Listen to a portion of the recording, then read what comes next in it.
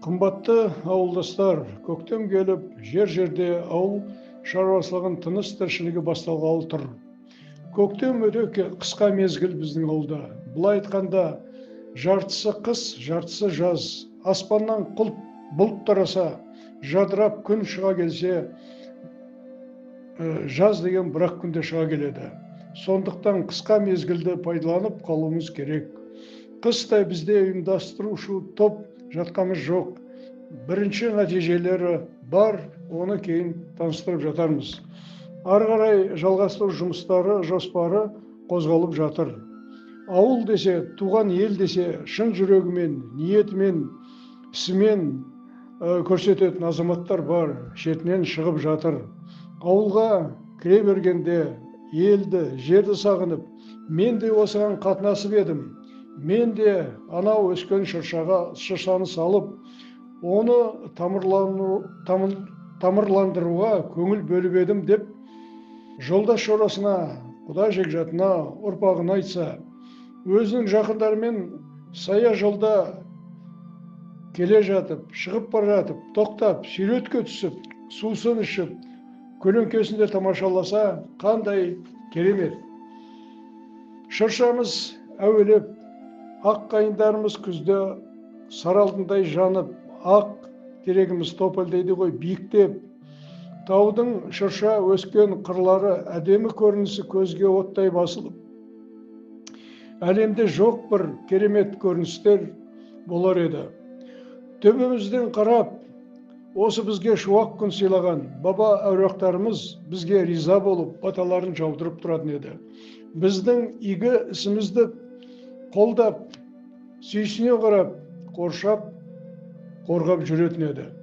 Бұл нәрсе құнсыз дүние, біздің рухани байлығымыз, біздің жерге, елге, ата-анамыздың еңбегі зая кетпеген, бізде текті де, қасиетті жан ұядан шыққанымыздың көрсеткіші болар еді. Біздің ауылдан ірі сөзді, ірі істі азаматтар шықса деп ойлаймыз.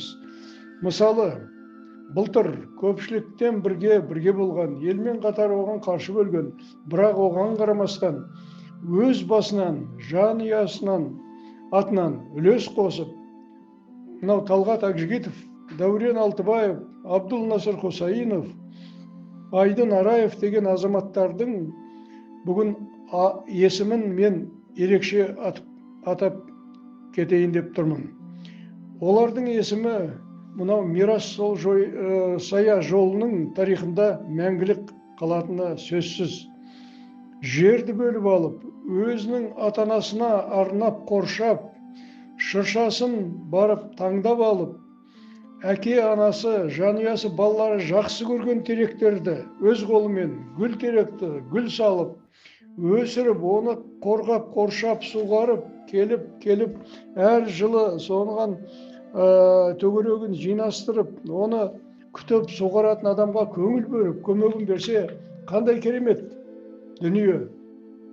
Бұл үлкен артынан келе жатқан ұрпаққа үлкен тәрбие болар еді. Оның жанұясы мықты болатыны сөзсіз. Бір сөз бар ғой, адам өмірінде үй салу керек, ұрпақ өсіріп терек салу керек деген. Бұл деген тек қана қазақта емес, бүкіл әлемде елдің дана қағидасы. Міне осындай мүмкіндіктен біз қалып қалмайық. Бұл да өтеді, бұл да бір күні бітеді. Бірақ бұл да әрқайсымыздың көрсеткішіміз. Біз суын ішіп, ауасын демалып, білім алып, осы қасиетті жерге асыл да ардақты адамдарымызды соңғы сапарға шығарып салған жеріміз. Азамат борышын беру біздің парызымыз. Осы сая жолменен үлкен өмірге мектеп бітіргеннен кейін болашағын аттанып, осы өздері өсірген салған шыршаның арасымен өтіп, ақ қайындармен ақ терегі қолын бұлғап шығарып тұрса қандай керемет. Естеріңізде ме, мынау Алматы қаласында саяхат деген автовокзал болатын, биік сағаты бар. Біз тарыдай кезде бізді қарсы алып, таудай болғанда шығарып салған. Ол деген біздің мәңгілік есімізде қалды. Ал енді біздің жұмыстарымызды қалай бастаймыз? Біздің жоспарымыз неден басталады? Соны мен айтып кетейін. Біз тазалық сая жолымызды дайындайтын жұмыстармен бастайық. Елімізде таза Қазақстан, жасыл аймақ деген үлкен қозғалыстар болып жатыр. Бағдарламалар болып жатыр.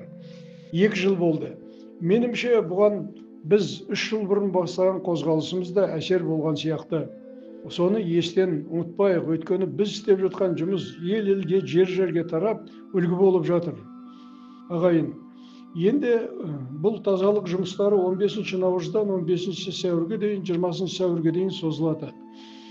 Жер кеуіп, күн жылығанда ауылға барып, ауылдағы біздің өкілдерімізбен бірге қосылып, мынау 2 мектеп бар, СПТУ бар. Мен олардың бәрімен бүгін сөйлестім, ақылдастым. Бәрі бір жағымызға шығысып, ұйымдастыру жұмыстарына көмектесеміз деп тұр. Тағы ауылдың белді азаматтары бар. Сол ауыл әкімшілігінің басшылығымен жол бойы плакаттарымызды іліп, туларымызды іліп, әдемілеп, музыка қойып, үлкен шара мейрамын өткізсек, бұл деген үлкен жұмыс. Біздің шыршамызды, теректеріміздің ескі былтырғы шөптерін тазалап, анау шыршаның астына домалақтап су тұратындай теректің астына соны дайындап қойсақ, оны жақсылап тұрып, бейне ролик түсіріп, жан жаққа таратып, болмаған, қатынасамаған, естімеген жерлестеріміз жер-жерден естіп, көріп, бұны құлағдар болып жүрсін. Бұл деген үлкен дүние. Ал бұл артымыздағы келе жатқан біздің інілеріміз, қарындастарымызға, балаларымызға, ұрпағымызға бұл үлкен еңбек мейрамы болар еді, үлкен үлгі болар еді. Осы жұмыстардан біз биылғы жұмысты бастасақ, қымбатты ағайын.